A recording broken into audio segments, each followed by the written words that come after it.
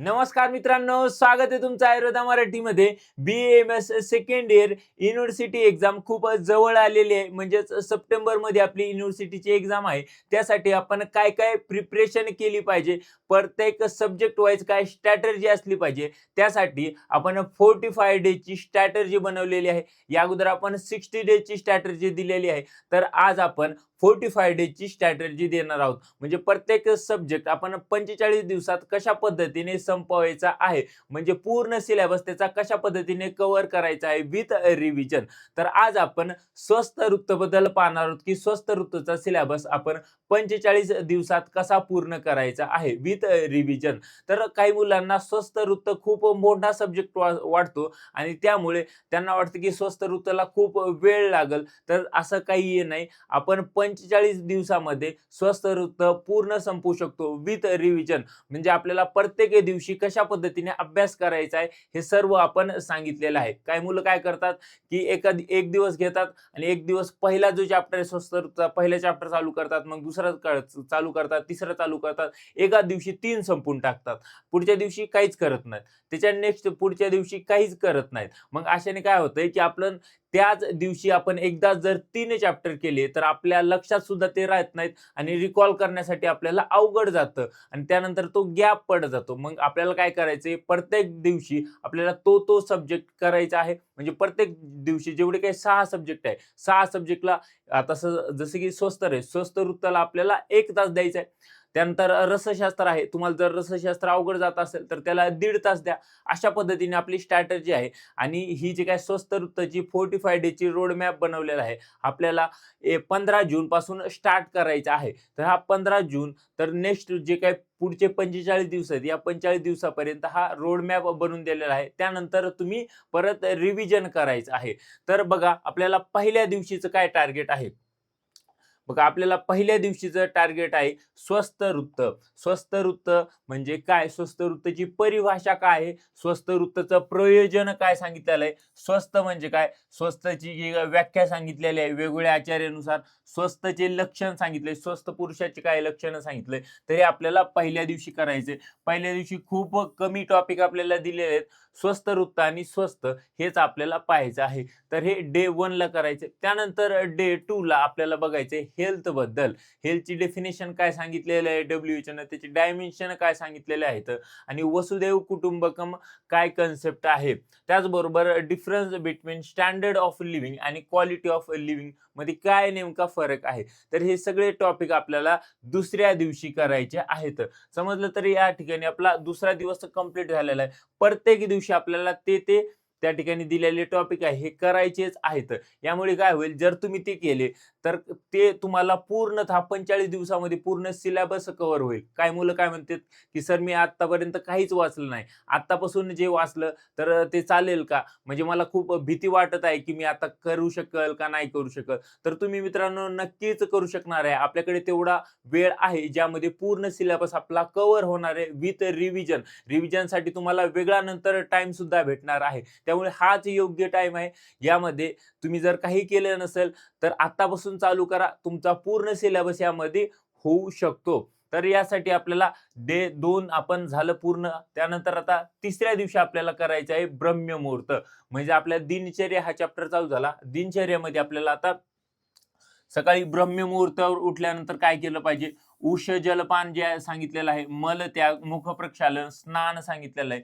म्हणजे हे मुख प्रक्षालन पासून जेवढे काही उपक्रम सांगितले हे दिनचर्येचे, हे सर्व उपक्रम आपल्याला वाचून घ्यायचे आहेत. फक्त वाचून घ्यायचे आहेत पहिल्या दिवशी, म्हणजे दिनचर्या चॅप्टरच्या पहिल्या दिवशी म्हणजेच डे 3 ला. त्यानंतर डे 4 म्हणजे दिनचर्येचा दुसरा दिवस. दिनचर्या चॅप्टरचा दुसऱ्या दिवशी आपल्याला जे काही आपण उपक्रम वाचून घेतले होते त्यामध्ये इन डिटेल बघायचे, जसं की दंतधावन आहे, नस्य आहे, अभ्यंग आहे, यांची व्याख्या बघायची, विधी बघायचे, याचे प्रकार सांगितलेले, याचे लाभ सांगितलेले आहेत, वर्ज्य कोणत्या कोणामध्ये वर्ज्य सांगितले आहेत, निषेध कोणामध्ये सांगितले आहेत, याचा अतियोग लक्षण, अयोग लक्षण, हीन योग लक्षण, ते हे सम्यक योग लक्षण, हे सगळे आपल्याला गोष्टी पाहिजेत इन डिटेल. हे सगळ्या गोष्टी पाहिजे आहेत. त्यानंतर आपला रात्रीचर्या हा टॉपिक चालू होतो डे 5 ला. डे 5 ला रात्रीचर्येमध्ये आपल्याला बघायचं आहे निद्राबद्दल. निद्राचा आरोग्यासोबत काय संबंध आहे, रात्री जागरण केल्याने काय फरक पडणार आहे, निद्रेची व्याख्या, निद्रेचे प्रकार, त्यानंतर दिवा स्वाप, त्यानंतर अनिद्रा, अनिद्रा आहे, अतिनिद्रा आहे, अकाल निद्रा आहे, रात्री भोजन आहे, ब्रह्मचर्य, हे सगळं आपल्याला बघायचं आहे 5व्या दिवशी. त्यानंतर 6व्या दिवशी आपल्याला ऋतुचर्या. आता ऋतुचर्येची आपल्याला, ऋतुचर्या हा चॅप्टर चालू झाला, ऋतुचर्येची आपल्याला व्याख्या बघायची.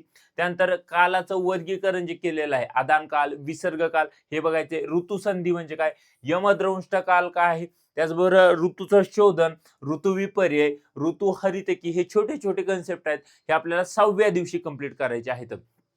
त्यानंतर आता नेक्स्ट 7वा दिवस वरती येऊयात. 7व्या दिवशी आपल्याला काय करायचे, ग्रीष्म, ग्रीष्म, वसंत, हेमंत, ह्या 3 ऋतुचर्या या डे 7 ला करायच्या आहेत. त्याचबरोबर याचा ऋतू अग्नी बल संबंध काय हे सुद्धा पाहायचं आहे. म्हणजे 7व्या दिवशी आपल्या ह्या 3 ज्या ऋतुचर्या आहेत, 3 ऋतुचर्या सोबत ऋतू अग्नी बल संबंध बघितला. त्यानंतर 8व्या दिवशी फक्त 3 ऋतुचर्या करायच्यात, शिशिर, वर्षा, शरद. झालं कंप्लीट. तर ऋतुचर्या या ठिकाणी संपतो. त्यानंतर डे 9 ला आपला रोगानुत्पादनी हा चॅप्टर चालू होतो. त्यामध्ये पहिल्या दिवशी फक्त आणि फक्त अधारणीय वेग करायचे आहेत. त्यानंतर डे 10 ला आपल्याला धारणीय वेग बघायचे आहेत. आता अधारणीय आणि धारणीय वेग मध्ये नेमकं काय बघायचं, तर धारणीय वेगचा श्लोक पाठ करायचा आहे, अधारणीय वेगचा श्लोक पाठ करायचा आहे. त्यांची जी काही व्याधी सांगितलीत, या व्याधींची काय काय लक्षणं सांगितलीत हे बघायचं आहे. त्या व्याधीची लक्षणं बरोबर त्या व्याधीची चिकित्सा सांगितलेली आहे. त्यानंतर जे काही धारणीय वेग सांगितले, धारणीय वेग मध्ये मानसिक रोग येतात, हे मानसिक रोग सुद्धा केवळ वाचून घ्यायचे आहेत.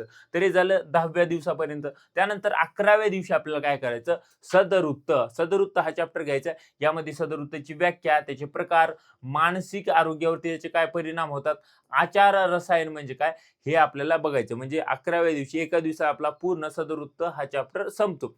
त्यानंतर 12व्या दिवशी आपल्याला काय करायचं, आहार हा चॅप्टर या ठिकाणी चालू होणार आहे. यामधला पहिला टॉपिक आपल्याला घ्यायचा अष्ट आहार विधी विशेष आयतन. त्यानंतर आहार विधी विधान, द्वादश प्रविचारणा, त्यानंतर आहार सेवन काल. खूप जास्त इम्पॉर्टंट आहे आहार, त्यामुळे आपण आहाराला जास्त वेळ देणार आहे. आहाराला एक 3 ते 4 दिवस आपण व्यवस्थित दिलेले आहेत. यामुळे आपल्याला पहिले हे इम्पॉर्टंट जे टॉपिक दिले, अष्ट आहार विधी विशेष आयतन, आहार विधी विधान, द्वादश प्रविचारणा, आहार सेवन काल करायचे आहे. त्यानंतर 13व्या दिवशी आपल्याला करायचंय विरुद्ध आहार म्हणजे काय, संतुलित आहार काय, बॅलन्स डाएट काय, आहार परिणामकारक भाव काय आहेत, हे आपण 13व्या दिवशी केलं. त्यानंतर 14व्या दिवशी आपण केलं अन्नाचे जे घटक सांगितलेले आहेत, कार्बोहायड्रेट, प्रोटीन्स आहेत, फॅट्स आहेत, विटॅमिन्स आहेत, मिनरल्स आहेत. विटॅमिन्स वरती जास्त फोकस करायचा आपल्याला, mostly B vitamin, vitamin C, vitamin D खूप जास्त इम्पॉर्टंट आहेत.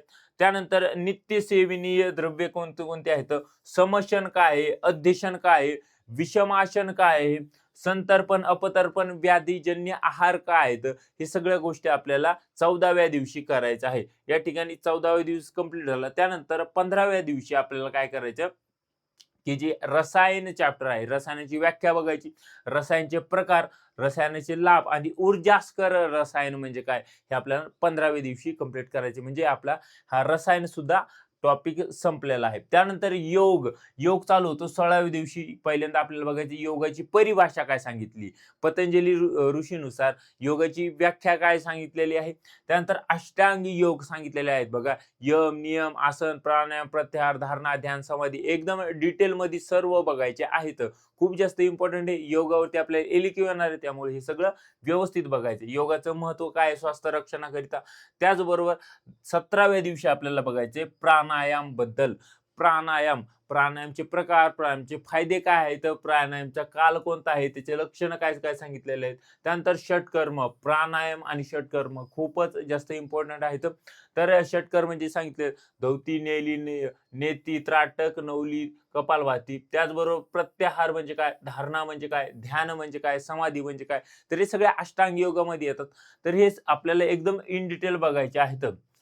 त्यानंतर आपल्याला बघायचे 18व्या दिवशी राजयोग काय, हठयोग काय, कर्मयोग काय, पंचकोश सिद्धांत काय, योग अभ्यास प्रतिबंधक भाव काय, तर योग सिद्धिकर भाव काय, तर मोक्ष काय, हे सगळ्या गोष्टी आपल्याला बघायच्या. त्यानंतर 19व्या दिवशी आपल्याला बघायचंय बंद म्हणजे काय, चक्र म्हणजे काय, सूर्य नमस्कार काय, मुद्रा काय, नाडी काय. म्हणजे योग थोडासा मोठा चॅप्टर आहे, त्यामुळे आपण त्याला 4 दिवस कंप्लीट दिलेले आहेत.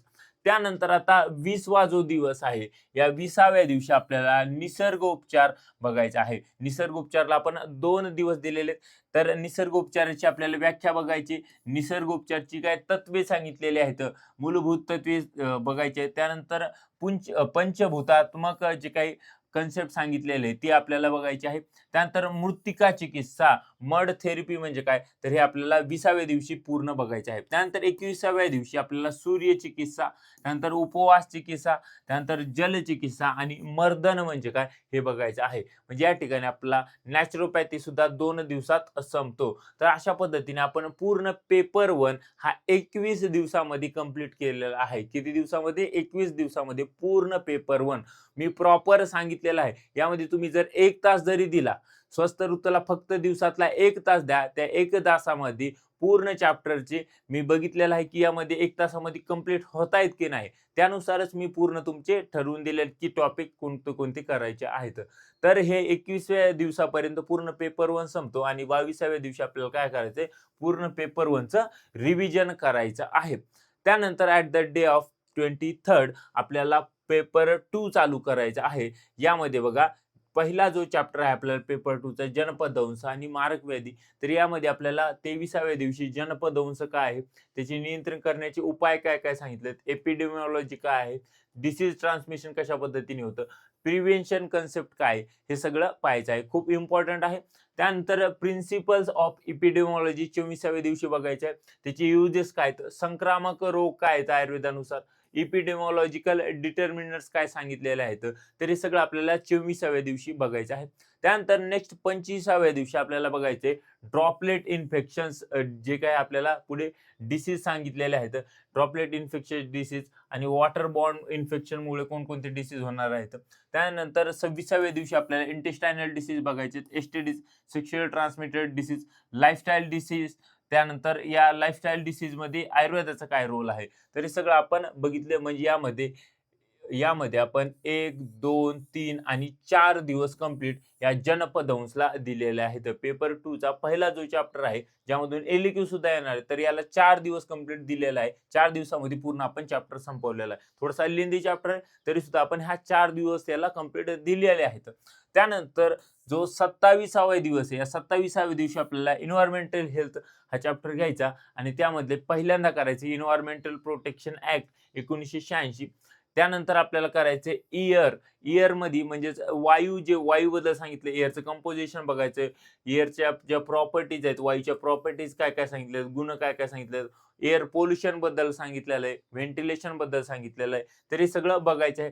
त्यानंतर 28व्या दिवशी आपल्याला बघायचं आहे वॉटर बद्दल. वॉटर खूप जास्त इम्पॉर्टंट आहे. या वॉटर बद्दल आपल्याला वॉटरची डेली रिक्वायरमेंट किती असते, वॉटरच्या प्रॉपर्टीज काय-काय आहेत, वॉटर पोल्युशन कशा पद्धतीने होतं. त्यानंतर याची प्युरिफिकेशन मेथड्स खूप जास्त इम्पॉर्टंट आहेत. प्युरिफिकेशन मेथड यामध्ये रॅपिड सँड फिल्टर आणि स्लो सँड फिल्टर हे 2 मेथड खूप जास्त इम्पॉर्टंट आहेत.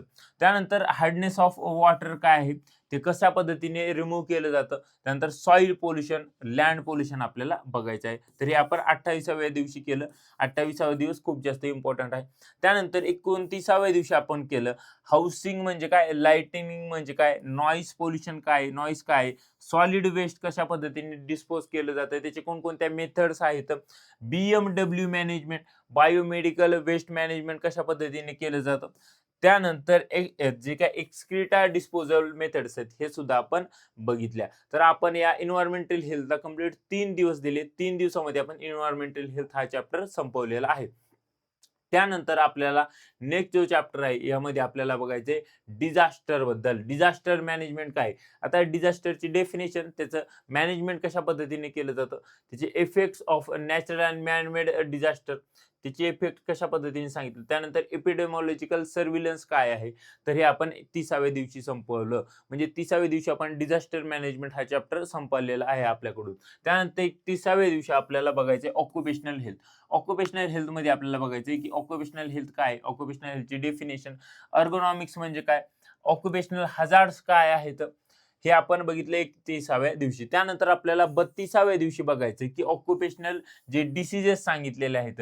सिलिकॉसिस आहे, फायब्रोसिस आहे. तर हे डिसीजेस आपल्याला बघायचे. त्यानंतर ESI ॲक्ट आहे, फॅक्टरीज ॲक्ट आहे, हे आपल्याला बघायचं आहे आणि त्याचा आयुर्वेदामध्ये काय रोल आहे हे सुद्धा पाहायचं. म्हणजे ऑक्युपेशनल हेल्थचा आयुर्वेदामध्ये काय रोल आहे. सॉरी, आयुर्वेदाचा या ऑक्युपेशनल हेल्थमध्ये काय रोल आहे हे आपल्याला बघायचं आहे. म्हणजे हे आपण 32व्या दिवसापर्यंत कंप्लीट केलं. 32व्या दिवशी आणि 31व्या दिवशी म्हणजे याला 2 दिवस आपण दिलेले आहेत. त्यानंतर आता 33वा जो दिवस आहे यामध्ये आपल्याला करायचं स्कूल हेल्थ सर्व्हिसेस हा चॅप्टर. यामध्ये स्कूल हेल्थ सर्व्हिसेसची डेफिनेशन बघायची. हेल्थ प्रॉब्लेम जे आहेत लहान लेकरांचे, चिल्ड्रनचे ते बघायचे आहे. Aspects of school health services बघायचे आणि जे ड्युटीज आहेत SMOच्या म्हणजे स्कूल मेडिकल ऑफिसरचे काय काय ड्युटीज आहेत हे आपल्याला पाहायचं आहे. तर हे आपण 33व्या दिवशी कंप्लीट केलं. त्यानंतर नेक्स्ट जो आहे 34 दिवस त्याला आपल्याला डिसइन्फेक्शनची डेफिनेशन बघायची, त्याचे टाइप्स बघायचे, त्याचे एजंट्स बघायचे आहेत आणि आयुर्वेदिक डिसइन्फेक्शन मेथड बघायचे आहेत. खतम. या ठिकाणी 34व्या दिवशी तुम्ही पूर्ण डिसइन्फेक्शन हा चॅप्टर संपवलेला आहे. त्यानंतर 35व्या दिवशी आपल्याला बघायचे PHC बद्दल. PHCला आपल्याला 2 दिवस द्यायचे आहेत कारण की PHC वरून एलक्यू येणार आहेत. यामध्ये जास्त टॉपिक बघायसारखे नाही तरी सुद्धा आपण त्याला 2 दिवस दिलेले आहेत म्हणजे प्रॉपर आपलं होऊन जाईल. तर PHC मध्ये बघा PHCची डेफिनेशन, PHCचे प्रिन्सिपल्स काय आहेत, PHCचे एलिमेंट्स काय आहेत, PHCचे लेवल्स काय सांगितलेले आहेत म्हणजे लेवल्स ऑफ हेल्थ केअर. तरी आपण 35व्या दिवसापर्यंत सगळं कंप्लीट केलं. त्यानंतर 36 at the day of 36 structure at village sub centre PHC, CHC, RH आणि role of Ayurveda in PH म्हणजे जे काही प्रायमरी हेल्थ सेंटर सांगितलेले आहेत, कम्युनिटी हेल्थ सेंटर सांगितले आहेत, त्याचबरोबर रुरल हॉस्पिटल सांगितले, हे काय आहेत, तर हे याचं स्ट्रक्चर कशा पद्धतीने आहे, तर हे सुद्धा PHC मधलाच पॉईंट आहे जे की आपल्याला 2 दिवस ठरलं होतं द्यायचं. तर हे 2 दिवस आपण PHC साठी दिलेले आहेत. त्यानंतर 37व्या दिवशी आपल्याला करायचं MCH maternal and child health care. यामध्ये ऑब्जेक्टिव्ह त्याचे प्रॉब्लेम्स काय काय आहेत आणि त्याचे इंडिकेटर्स काय आहेत हे आपल्याला बघायचे आहे. त्यानंतर 38व्या दिवशी आपल्याला बघायचं डेमोग्राफी म्हणजे काय, फॅमिली प्लॅनिंग काय, फॅमिली प्लॅनिंगची डेफिनेशन, डेमोग्राफीची डेफिनेशन, कॉन्ट्रासेप्टिव्ह मेथड ज्या सांगितलेल्या आहेत ह्या कॉन्ट्रासेप्टिव्ह मेथड्स बघायच्या आहेत. त्यानंतर 39व्या दिवशी आपल्याला बघायचं आहे की एज जे पीपल आहेत, जे एज पीपल मध्ये काय काय प्रॉब्लेम्स होतात त्यांना कशा पद्धतीने आपल्याला प्रिव्हेंट करता येईल, कंट्रोल करता येईल. त्यानंतर याचं रिलेशन बिटवीन लाईफस्टाईल आणि हेल्दी एजिंगचं काय रिलेशन आहे, रोल ऑफ रसायन इन जेरेट्रिक्स, जेरेट्रिक्समध्ये रसायनाचा कशा पद्धतीने रोल दिलेला आहे हे आपल्याला पाहायचं आहे. तर हे 39व्या दिवसापर्यंत कंप्लीट केलं. आता ॲट द डे ऑफ 40 यामध्ये आपल्याला WHO ची डेफिनेशन बघायची, त्याचं वर्क कशा पद्धतीने केलं जातं, त्याचं स्ट्रक्चर कशा पद्धतीचं आहे, त्यानंतर त्याचे ऑब्जेक्टिव्ह काय आहे, तर हे आपल्याला बघायचं. त्यानंतर युनिसेफ म्हणजे काय, युनिसेफचा फुल फॉर्म काय, युनिसेफ कशा पद्धतीने काम करते हे बघायचं. यामध्ये आयुर्वेदाचा काय रोल आहे हे सुद्धा आपल्याला पाहायचं आहे. तर हे 40व्या दिवशी पूर्ण कंप्लीट झाले. त्यानंतर 41वा दिवस आहे. यामध्ये आपल्याला बघायचं आहे व्हायटल स्टॅटिस्टिक्स. या व्हायटल स्टॅटिस्टिक्स मध्ये आपल्याला बघायचं की त्याचं registration of birth and death जो ऍक्ट आहे 1969चा ऍक्ट बघायचा. व्हायटल स्टॅटिस्टिक्सची डेफिनेशन बघायची आहे. त्यानंतर फर्टिलिटी म्हणजे काय, मॉर्बिडिटी म्हणजे काय, त्यानंतर जे काही मॉर्टेलिटी रेट आहे हे सुद्धा आपल्याला पाहायचं आहे. तर हे आपण 41व्या दिवशी पाहिलेलं आहे. त्यानंतर 42 म्हणजे 42व्या दिवशी आपल्याला बघायचं हेल्थ ऍडमिनिस्ट्रेशन बद्दल. हेल्थ ऍडमिनिस्ट्रेशनचं कशा पद्धतीचे स्ट्रक्चर दिलेलं आहे हे आपल्याला बघायचं आहे. आणि त्यानंतर 43 आणि 44व्या दिवशी आपल्याला द्यायचं आहे हेल्थ प्रोग्रामसाठी पूर्ण वेळ. म्हणजे हेल्थ प्रोग्राम्स खूप जास्त दिलेले आहेत आणि हेल्थ प्रोग्रामसाठी आपल्याला 2 दिवस कंप्लीट द्यायचे ज्यामध्ये पूर्ण प्रोग्राम्स करायचे आहेत. तर हे 44 दिवसापर्यंत सगळं आपण पेपर 2 संपवलेला आहे. तर पेपर 2 पूर्ण संपवलेला आहे. त्यामुळे आपल्याला 45व्या दिवशी पूर्ण पेपर 2चं रिव्हिजन करायचं आहे. तर अशा पद्धतीने आपण पेपर 1 आणि पेपर 2 पूर्ण सिस्टमॅटिकली संपवलेला आहे. तुम्ही दिवसाचा 1 तास जरी दिला या स्वस्त वृत्तीसाठी तरी तो सफिशियंट राहील. त्यामुळे आपल्याला स्वस्त वृत्तीची एकदम प्रॉपर स्टडी करायची आहे. एकदम स्ट्रक्चर वाईज स्टडी करायची आहे. यामध्ये तुम्हाला काही अडचण असेल, काही डाऊट असेल तर तुम्ही आम्हाला कॉन्टॅक्ट करू शकता. मला पर्सनली तुम्ही विचारू शकता तुम्हाला काही अडचण असेल तर. Thank you so much.